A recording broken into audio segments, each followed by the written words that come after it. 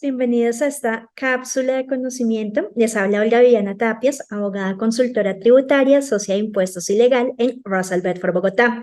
El día de hoy les vengo a hablar de uno de los temas que más retos está generando dentro de la gestión tributaria de las compañías y es la tasa mínima de tributación, una disposición que fue incorporada con nuestra pasada reforma tributaria, la Ley 2277 del 2022.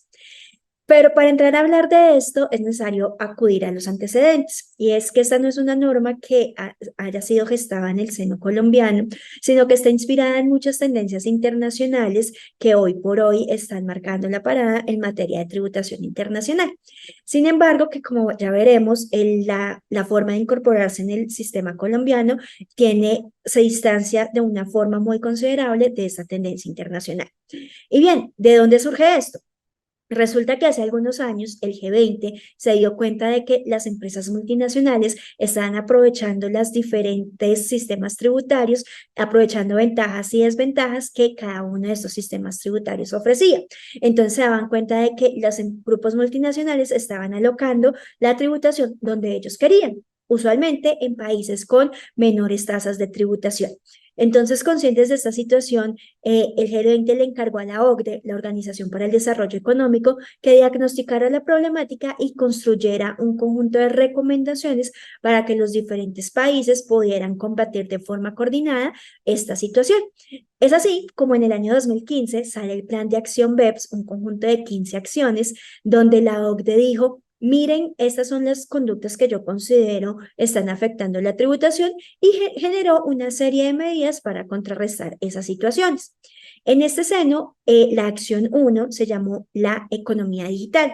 Sin embargo, más que llegar a conclusiones o recomendaciones, se plantearon muchos retos porque se generó una gran disyuntiva. ¿Estamos ante una economía digital, es decir, negocios basados en tecnología, o será que la misma economía se está digitalizando? Es decir, que lo que yo hacía tradicionalmente, ahora lo estoy haciendo en un entorno tecnológico, y que en una u otra situación, pues las reglas bajo las cuales estamos tributando no están generando una respuesta adecuada para gravar esas nuevas realidades tributarias.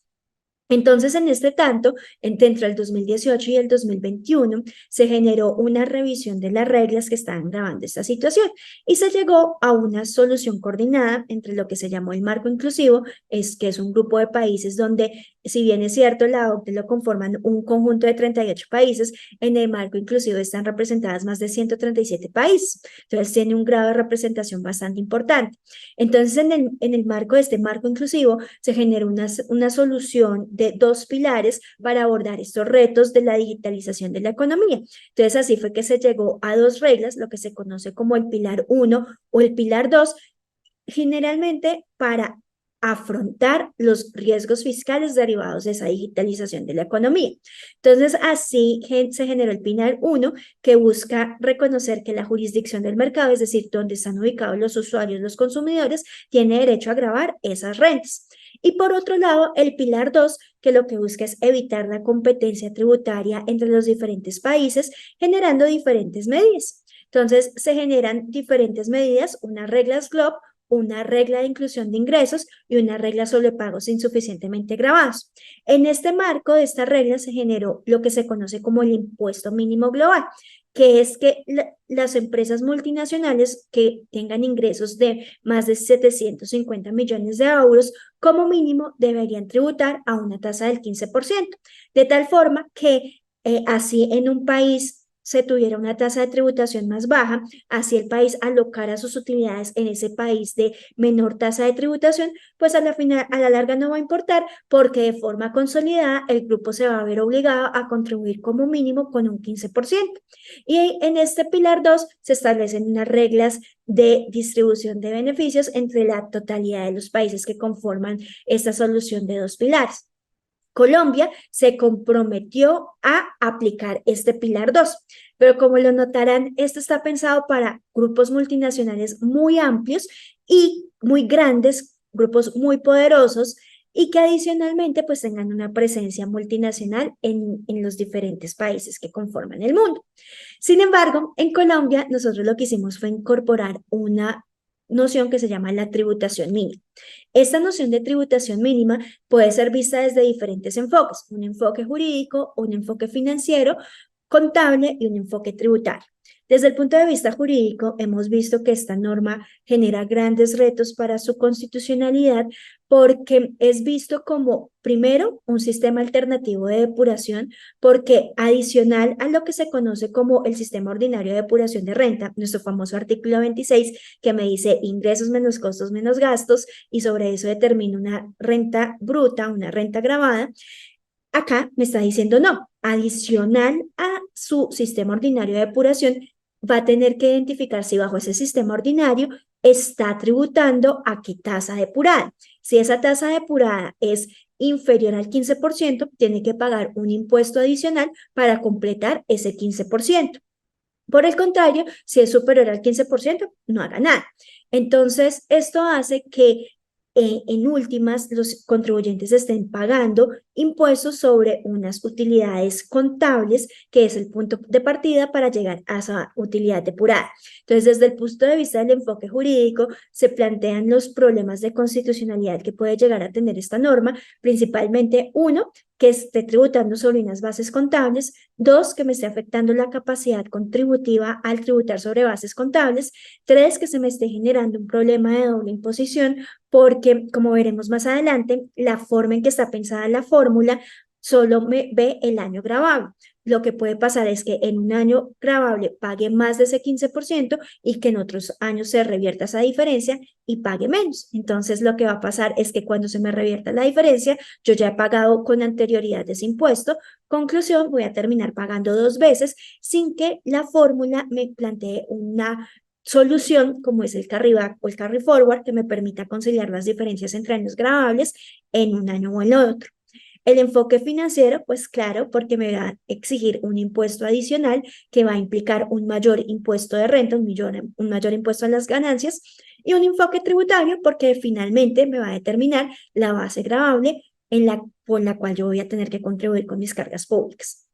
Entonces, para aterrizar un poquito mejor esta noción, vayámonos a cómo quedó esta obligación en el Estatuto Tributario Nacional. Y primero es que lo que valga notar es quiénes están obligados a realizar este cálculo. Son aquellos contribuyentes que aplican la tarifa de renta, el artículo 240, y las zonas francas. ¿Qué significa esto? Que aquellos que son personas naturales, residentes o no residentes, pues no lo van a tener que aplicar. Aquellos que hacen parte del régimen tributario especial, los que aplican el régimen simple de tributación, los que aplican el régimen CESE, los que aplican la SOMAC. Entonces, yo lo que voy a tener que hacer para identificar si tengo que ubicar esto es exaltar o revisar si estoy dentro de uno de los contribuyentes expresamente excluidos. De lo contrario, no voy a tener que estar obligada a esto. Y con esto vemos la primera gran diferencia con el impuesto mínimo global, porque mientras el uno está pensado para grandes multinacionales, este aplica para la generalidad de contribuyentes, salvo algunos casos muy puntuales que tienen beneficios tributarios. Segundo, la gran diferencia que me trae este impuesto mínimo o tasa mínima de tributación es que se calcula sobre la información financiera depurada. ¿Qué significa esto? Que yo voy a tener que coger mis estados financieros con todas esas discrecionalidades que bajo mis políticas contables puedo tomar, y a partir de eso voy a empezar a depurar para llegar a la tasa de tributación depurada, que es sobre la cual yo voy a calcular este impuesto mínimo del 15%. Entonces, como ven, esto es una legislación local que difiere mucho de lo que está a nivel internacional. Bien, pero entonces adentrémonos un poquito mejor en la fórmula. Entonces, ¿qué es lo que me está diciendo esto? Que yo voy a tener una tasa de tributación depurada que va a ser igual al impuesto depurado sobre la utilidad depurada. Entonces, para llegar a ese impuesto depurado, ¿qué es lo que debo coger? El impuesto de renta, determinado bajo el régimen ordinario.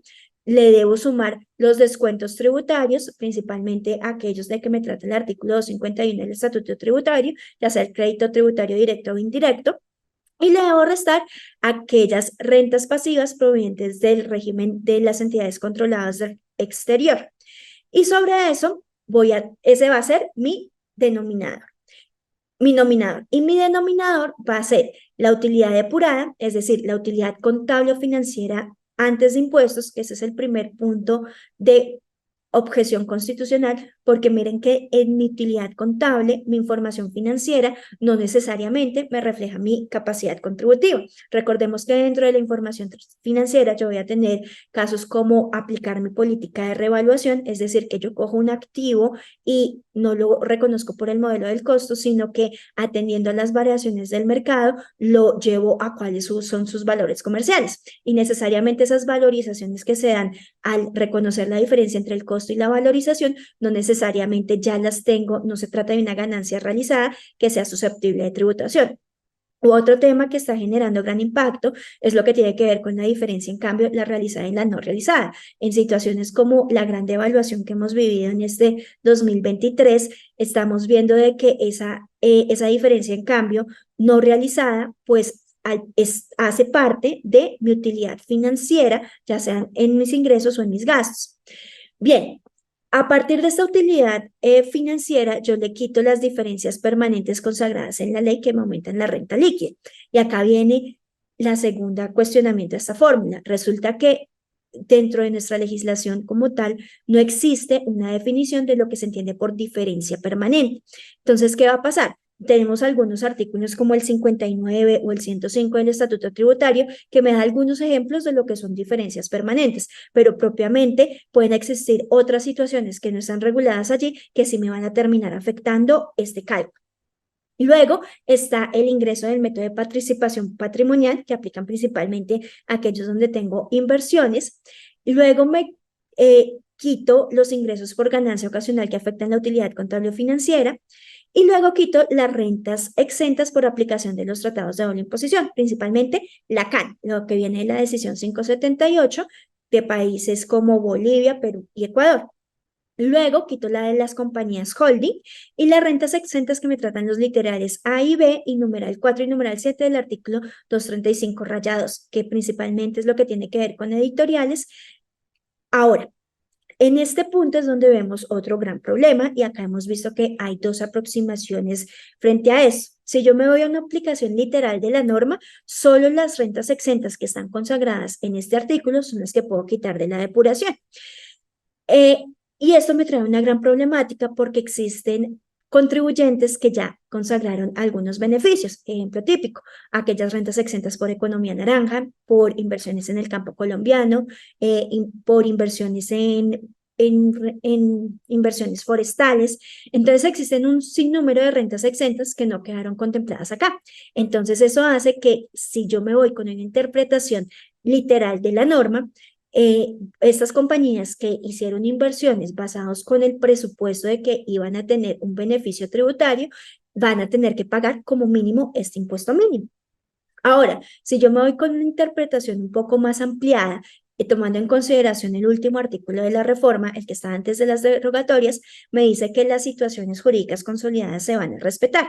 Entonces, si yo dijera que bajo este artículo no voy a tener ninguna tributación mínima, pues podría quedar exonerada de esta situación. Sin embargo, esta segunda aproximación la vemos un poco riesgosa, dado que en materia tributaria existe el principio de interpretación restrictiva, es decir, yo solo puedo aplicar lo que una interpretación de la literalidad de la norma. Entonces, lo vemos que va a ser uno de los puntos complejos a pelear con la DIAN.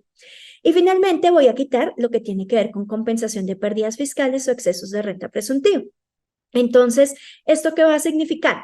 Que aquellos contribuyentes que tengan algún tipo de beneficio tributario o que, por ejemplo, tengan diferencias temporarias que se están revirtiendo en este año y que por esa reversión de esas referencias temporarias terminamos con una tasa de tributación inferior a ese 15%, pues vamos a ver que se van a tener que pagar unos impuestos adicionales sin que necesariamente eso genere una mayor capacidad contributiva. Entonces vemos que este es un tema bastante problemático.